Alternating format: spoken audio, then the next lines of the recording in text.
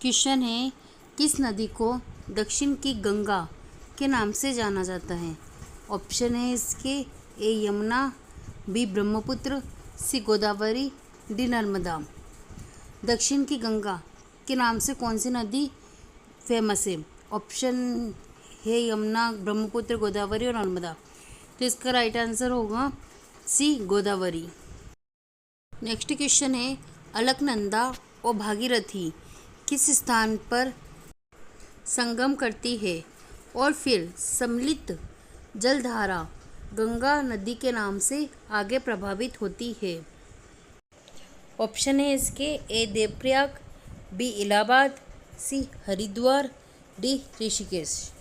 गंगा नदी का उद्गम कहाँ से है, ये अपन क्वेश्चन कर सकते हैं। तो गंगा नदी का उद्गम देवप्रयाग से है, तो इसका राइट आंसर होगा ए देवप्रयाग।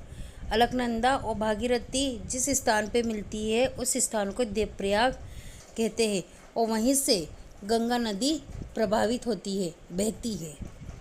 नेक्स्ट क्वेश्चन है, निम्नलिखित में से कौन सी नदी भारतीय हिमालय से निकलती है? कौन सी नदी भारत के हिमालय से निकलती है?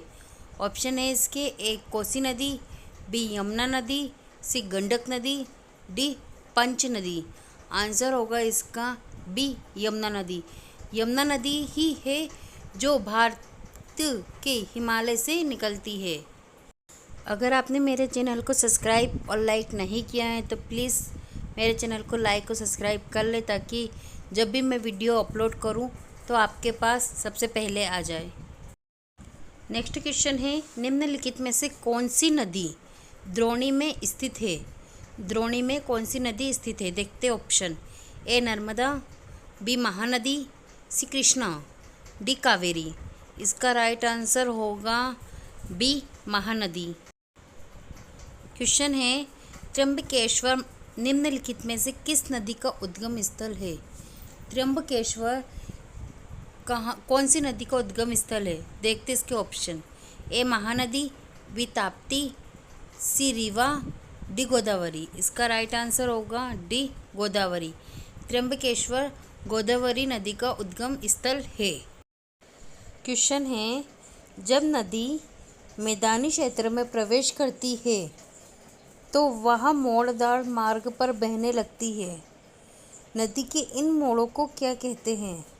क्वेश्चन अच्छा है, ध्यान से सुनना। जब नदी मैदानी क्षेत्र में प्रवेश करती है तो वह मोड़दार मार्ग पर बहने लगती है। इन मोड़ों को क्या कहते हैं? देखते इसके ऑप्शन ए चाप झील, बी तटबंध, सी बाढ़ का मैदान, डी विसर्प। इसका आंसर होगा डी विसर्प।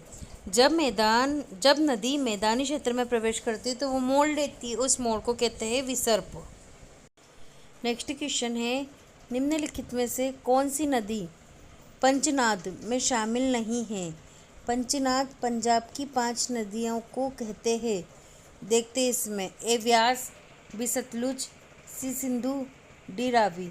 इसका राइट आंसर होगा सी सिंधु। निम्नलिखित में से पंचनाद शामिल नहीं है, कौन सी नदी होगी? सिंधु नदी पंचनाद में शामिल नहीं है। नेक्स्ट क्वेश्चन है, निम्नलिखित में से कौन सी नदी भ्रंश घाटी से होकर बहती है? ऑप्शन है इसके ए सोन नदी, बी कोसी नदी, सी लूनी नदी, डी तापी नदी। इसका आंसर होगा डी तापी नदी। भ्रंश घाटी से होकर बहती कौन सी नदी बहती है? तापी नदी बहती है।